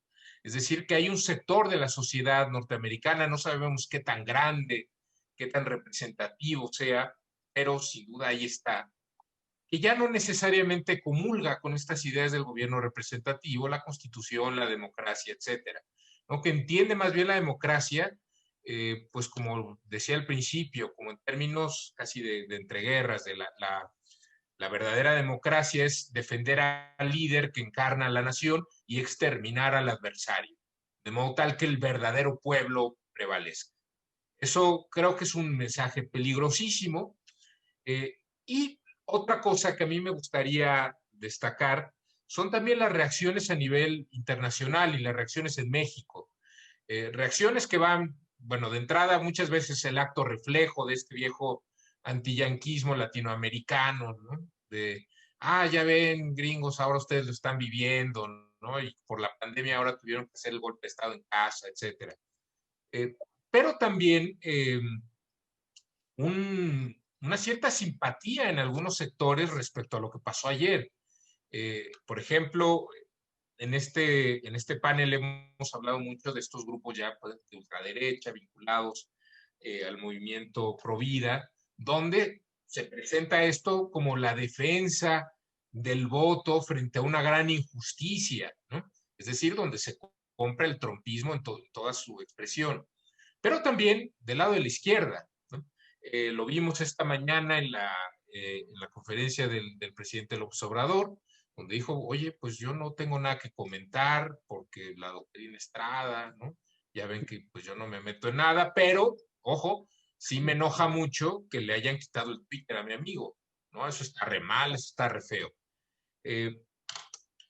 También en algunos voceros oficiosos del partido gobernante, algunas expresiones, pues ya, pues sacadas del manicomio, ¿no? Por ejemplo, este chico, Gibran Ramírez, ¿no? Uno de los propagandistas mejor pagados del régimen, básicamente presentando a estos señores que irrumpen en el Capitolio como unos pobres excluidos del sistema político con los cuales el poder oligopólico no había querido dialogar y entonces se tienen que manifestar de alguna manera para ser realmente escuchados. Digo, algo que digo, suena a música celestial digamos, dentro de esta cultura, de este populismo ramplón, pero que también presupone pues cosas bastante brutales, ¿no? Es decir, que esta gente es representativa del pueblo de Estados Unidos,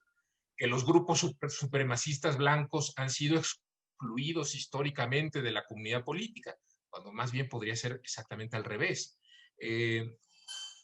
Y sobre todo esta idea de que defender un espacio de democracia representativa no es importante, no es prioritario. Eso a mí me parece gravísimo.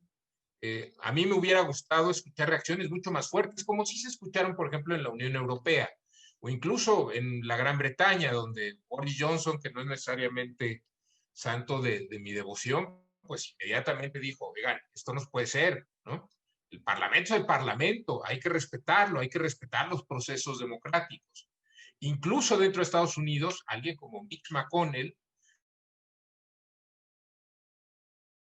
que digo, puede ser como la versión terrenal del emperador de la Guerra de las Galaxias, el propio Mitch McConnell dijo, oigan, no, esto no, ya aquí cruzaron una barrera.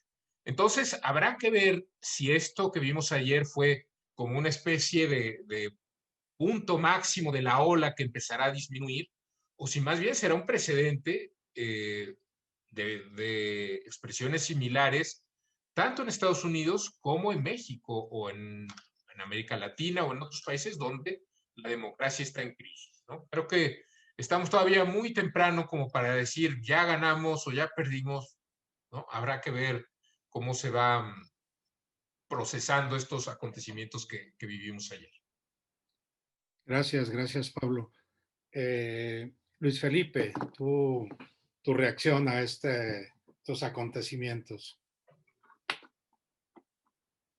Tu micrófono, por favor, Luis Felipe. Perdón por comentar alguna experiencia personal, pero ayer cuando veía yo las escenas de lo que estaba pasando en el Capitolio, no pude dejar de recordar algo parecido cuando era yo diputado y senador. 2 veces viví algo parecido. La primera vez cuando al final del sexenio del presidente Salinas, ya estábamos en las últimas sesiones, el secretario de Hacienda iba a presentar su programa de política económica y era uno de los precandidatos que se mencionaba. Entonces los enemigos del secretario de Hacienda armaron un verdadero asalto al Congreso. Entraron unas turbas que quién sabe de dónde salieron. Después vimos que eran los pepenadores de los basureros del Distrito Federal, por lo tanto la mano que mecía la cuna podía más o menos adivinarse. Bueno, fue aquello, se subieron a la tribuna, nos amenazaron con orinarnos a todos los diputados si no votábamos a favor para que renunciara el secretario de Hacienda en ese momento. Bueno, cuando yo vi eso ayer, dije, bueno, pues algo hemos pasado en México, por lo menos hemos adelantado en algo a los gringos. La segunda ocasión fue cuando entró aquel caballo a galope, de hoy un distinguidísimo funcionario del régimen, cuando entró a caballo a galope en la Cámara de Diputados, seguido de una turba que también interrumpió una sesión. Bien, ¿qué pasa cuando esto sucede? Es que cuando en un país no se respeta el Congreso, ni se tiene conciencia de lo que significa, pues se pueden hacer estas cosas con mucha impunidad, pero en Estados Unidos, como ya se ha dicho, y lo dijo Pablo, ahí hay una veneración por el Congreso, por el espacio del Congreso. Quienes hemos pasado por ahí algunas veces, bueno, todo el aire que se respira es de veneración a la representación popular, por lo que significa. A mí me parece pues que es un hecho que rompe, ¿sí? Sí, hay un antes y un después. Ahora, ¿se va a acabar esto? Yo creo que el fenómeno del trumpismo y de todo lo que provocó ayer es muy profundo y no se va a acabar ni en esta elección y va a seguir.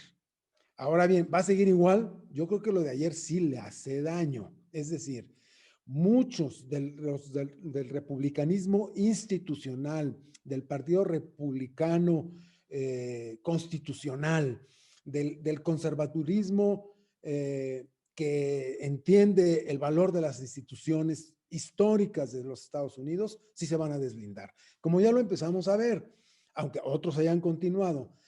¿Qué puede pasar acá? Lo mismo que creo que ha pasado, que ya ocurrió aquí en México, es decir, cuando la moderación ya no sigue los pasos a ciegas del radical, entonces el radical forma su partido. Yo creo que esto puede ser un proceso más o menos a mediano plazo, y cuando los republicanos y los sectores moderados constitucionales que ya no están dispuestos a seguir esta aventura verdaderamente del trumpismo, van a regresar y entonces Trump intentará formar su propio partido, que algunos dicen será el MAGA, ¿no? El Make America Great otra vez. Entonces, Y hay tiempo para esto, porque el calendario electoral norteamericano es de cortos plazos, es muy rápido. Ya en 2 años están en elección intermedia, otra vez peleando el Congreso. De manera que de inmediato lo que va a suceder se va a ver luego, luego. El reto para Biden, pues, es cuajar su propuesta de diálogo y de reencontrar el consenso nacional para los grandes problemas que tiene que enfrentar. Gracias, Luis Felipe. Rodrigo, ¿tú qué viste en los... Sí, hay una frase que se le atribuye a Mark Twain, creo que no es realmente de Mark Twain, pero que dice así, la historia no se repite, pero sí rima. Las rimas de la historia acontecen. Hay cosas que se pueden aprender del pasado, de este pasado recientísimo, del proceso electoral norteamericano, de los abusos del neopopulismo de derecha, etcétera. Sí se puede aprender para nuestro presente y nuestro futuro mexicano y latinoamericano. Creo que hay como 3 grandes lecciones. Una primera es que indiscutiblemente estamos en un momento de posverdad. La posverdad es una herramienta política. Particularmente lo que vimos el día de ayer en el Capitolio y lo que hemos visto en las horas subsiguientes ha sido un esfuerzo monumental por tratar de instalar la posverdad. Al ver las imágenes de un jovencito tatuado con cuernos de vikingo en el Capitolio, inmediatamente las huestes a favor de Trump buscaron en sus bancos de imágenes y encontraron al mismo personaje encabezando una de las manifestaciones antifascistas de Antifa en Estados Unidos. Y entonces con eso quisieron deslegitimar, o sea, negar lo que era evidente, que había una dosis importantísima de grupos radicalizados pro-Trump invadiendo el Capitolio. ¿Qué quiere decir? La posverdad intenta arañar e instalarse aún en momentos claves ya de fracaso político absoluto. ¿Y cuál es el gran recurso de la posverdad? Repetir mentiras, manipular sentimientos y sobre todo manipular la sensibilidad religiosa y el lenguaje religioso para enardecer y motivar a las huestes, aun cuando de repente no sea del todo verdadero lo que diga. Segunda lección que yo creo que hay que aprender. Estamos en el momento de la fragilidad de la democracia liberal. Cuando examinamos el Latinobarómetro, vemos que ya desde hace mucho se presentaba un deterioro importante en América Latina y en otras partes del mundo sobre el aprecio a la democracia. El aumento de las personas que están desencantadas de la política también es constante.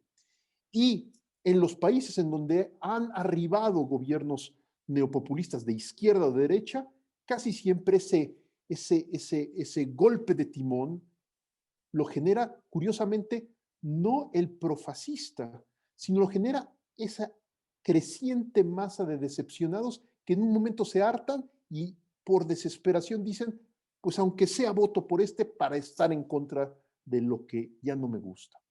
¿Qué quiere decir esto? Que nuestra democracia liberal la necesitamos repensar. Sí necesitamos dar un espacio de discusión nuevo, no para repetir frasecitas de John Rawls, no para tratar de decorar con nuestras viejas convicciones demócratas liberales, sino para reformular el modelo completo, que tiene muchas bondades, pero que claramente ha mostrado que también existen algunas insuficiencias. Luis Felipe hace unos minutos mencionaba un concepto que es clave para entender parte de estas insuficiencias, que es que ya el viejo Ratzinger, antes de ser elegido papa, en su diálogo con Jürgen Habermas, coincidía con Habermas cuando afirmaba que la democracia requiere de elementos prepolíticos, que los valores con los que funciona la democracia liberal no los genera la propia democracia liberal, sino los generan instancias prepolíticas, predemocráticas, como son la familia, la escuela y las iglesias en plural. Y por eso es que sí hay que pensar este asunto y otros muchos de la democracia para darnos la oportunidad de reformularla, porque si seguimos creyendo que lo que está sucediendo en Estados Unidos, en México y en otras partes es simplemente una falla funcional de la democracia, que nada más que hay que hacer unos cuantos ajustes cosméticos, podemos cometer un error. Creo que la revisión tiene que ser muchísimo más profunda y para eso se necesita evidentemente una nueva clase académica que tenga la libertad y el desparpajo para repensar la democracia en orden a fortalecerla, no a minarla ni a derogarla. Y la última lección, está en un momento posverdad, en un momento de fragilidad de la democracia, pero también en un momento de esperanza, en un momento de esperanza. Porque yo estoy convencido que los jóvenes tienen olfato para las manipulaciones ideológicas, de derecha o de izquierda, de falsa uso de elementos religiosos y de falsa reivindicación de valores. Los jóvenes identifican esto, a veces no de manera inmediata, pero de repente después de 2 o 3 manipulaciones, de 2 o 3 mentiras repetidas, de 2 o 3 hipocresías sostenidas, los jóvenes se vuelven la esperanza porque anhelan justicia, anhelan verdad, anhelan democracia y muchas veces las viejas generaciones no se las damos y por eso yo creo, confío en que nuestros nuevos jóvenes, a veces un poco seducidos por la 4T, a veces seducidos por los neopopulismos de derecha, a veces por otras cosas, sin embargo, tienen al menos las capacidades reales para darnos una gran sorpresa si anunciamos algo alternativo, si decimos, digámoslo así, aún con todos los riesgos que esto implique, que hay que aprender a pensar nuevamente, que hay que aprender a vivir plenamente la libertad, que no hay que dejarse seducir por las viejas narrativas, sobre todo de corte irracional, que hay que amar profundamente la verdad y que a veces hay que vivirla, ese amor arriesgadamente, aun cuando uno sea señalado como inconforme o contracultural. Gracias, Rodrigo. Hay una pregunta en el chat que quizá puedas dirigir a ti, que quizá podrías responder para dar el último tiempo, que ya lo tenemos muy apretado, a María Luisa para que cierre con broche de oro esta mesa de análisis. Micrófono. Tu micrófono, María Luisa. Gracias. Yo creo que haciendo un balance de lo de ayer, a mí lo que me sorprendió, por lo mismo que decía Pablo, que fue verdaderamente grotesco, pero viendo la trayectoria de Trump era una más, ¿no? Una más terrible, pero en esa misma línea. Creo que lo que habría que tomar en cuenta, y esto lo vincula con el impacto de México, son las deudas sociales. O sea, estas deudas sociales que se prolongan y que generan este descontento, ¿no? Estos saldos históricos importantes, y creo que ahí estamos hermanados por deudas históricas. Lo estamos viendo ahorita, ¿no? Incluso los partidos que no han logrado hacer un mea culpa de involucrados en el pasado, y yo creo que ahí sí hay un aspecto muy importante que tendríamos que tomar en cuenta, ¿no? Algo que me parece central también es el tema del racismo. O sea, el racismo, si nos vamos a la historia de Estados Unidos, bueno, pues nos podemos ir a la guerra civil, ¿verdad? Nos podemos ir al movimiento por los derechos políticos y los derechos sociales y de los negros en la década de los 60, pero es algo que quedó soterrado, ¿no? Entonces, lo que hizo Trump fue visibilizarlos y lo gravísimo es darles carta de ciudadanía. O sea, ya no tenían que estar escondidos porque fue políticamente correcto salir y mostrar toda lo inaceptable se volvió aceptable, ¿no? Y en este sentido creo que también ahí nosotros tenemos mucho que ver con nuestras exclusiones. Posiblemente no estaremos hablando de grupos de supremacía blanca y no estaremos hablando de los grupos del National Rifle Association, ¿no? Pero sí estamos hablando de muchas otras exclusiones que tenemos ahí y que explotarán como han explotado otras en su momento, ¿no? La segunda, la tentación autoritaria. O sea, la tentación autoritaria, que creo que en eso vamos nosotros mucho más que en Estados Unidos, de una tradición democrática, histórica, ¿no? Y es la tradición autoritaria de nuestros pueblos latinoamericanos, de la propia historia de México y de buscar un redentor de cualquier signo, los hemos tenido de todos, ¿no? Pero el peligro de veras de irnos por eso, ¿no? Y bueno, y aquí yo lo que veo también del papel de las religiones y del catolicismo en específico en este tema, me metí a ver el Pew Research, que tiene las mejores cifras y datos sobre Estados Unidos, ¿no? Y lo que decía, lo que encontré para este caso, bueno, es que el 50% de los católicos votaron por Trump en estas elecciones, que quiere decir que el otro 50% no, ¿no? Y los hispanos son el 40% de los hispanos, los hispanos son el 40% de los católicos en Estados Unidos, 19% de los hispanos estudian en escuelas católicas y 3%, solo 3%, forman parte del sacerdocio. Entonces, ¿qué quiere decir aquí? Que los católicos, en este caso particular, pues son un volumen que cualquiera lo quisiera tener para instrumentalizar políticamente o la iglesia para sus propios fines. Y que sin embargo, en este tema que ha sido la única agenda, que es el tema pro-life, no ha logrado sus frutos a pesar de todo. Entonces, cuando se ve qué es lo que impacta a los católicos en Estados Unidos, los temas tienen que ver con compromiso social, tienen que ver con el testimonio de los que se la juegan por el Black Lives Matter y los que se juegan por los pobres y los que se juegan por los migrantes de la frontera, ¿no? Entonces, de nuevo, creo que esto también es para nosotros, sí, pro vida en el sentido amplio, ¿no? Pero repensar el compromiso social, que sí creo además que es lo único, ya están los jóvenes hartos de nuestras narrativas, ¿no? Y lo único que sí les hace sentido es el testimonio, ¿no? Y un testimonio vaya en nuestras generaciones, yo soy más grande que la mayoría de ustedes, pero es decir, casi que de venir de una familia católica era en automático el compromiso social, ¿no? Esto se acabó y se acabó con la generación de mis hijos, ¿no? Entonces, lo que sí podemos hacer es ponerlos en contacto, esto que es lo prepolítico de lo que hablaba Luis Felipe y que retomaba Rodrigo, ¿no? Con una realidad social, política de compromiso. Y si surge de ahí un compromiso político, religioso, esa es otra historia, ¿no?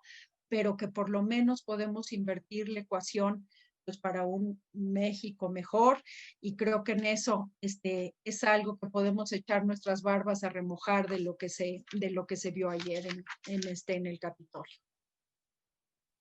Gracias, María Luisa. Pues con esta participación cerramos nuestra mesa. Quiero agradecerles muchísimo su disponibilidad. Creo que el tema apenas se ha abierto, ¿no? Tanto porque es un proceso que está abierto, que está, ¿no? Que estamos, digamos, descubriendo o cuando menos compartiendo, ¿no? Algunas preocupaciones sobre, particularmente quiero acentuar, pues, de la realidad, digamos, de la Iglesia, del catolicismo en México, que, que necesitamos como refrescar en el diálogo, en un deseo, ¿no? De comprensión, no solo como de señalamiento, de errores, etcétera, sino me parece que debemos caminar hacia atender, pues también entre nosotros como creyentes, como puentes para construir, diríamos, y recordar, o creo que debemos recordarnos esta expresión tan insistente del Papa Francisco, que la política es una de las más altas formas de la caridad, que creo que esto también es una enseñanza que necesitamos asimilar plenamente, ¿no? Porque venimos de unas tradiciones también familiares que veían en la política el cochinero, ¿no? Donde uno no debe meterse, más si eres católico, en fin. Aunque aparentemente esa mentalidad parece haber sido superada, y en parte creo que por el trabajo de la transición de la que recordaba Luis Felipe, pero creo que nos falta camino por recorrer, acrecentar, digamos, gestos, expresiones de buena voluntad para construir juntos. Muchas gracias. También agradezco a todos los que se han mantenido estoicamente en esta sesión larga, y pues pronto seguramente los estaremos invitando. No, no omito que quizá nos convoquemos de nuevo para continuar un poco esta conversación que hoy hemos iniciado. Muchas gracias, buenas noches.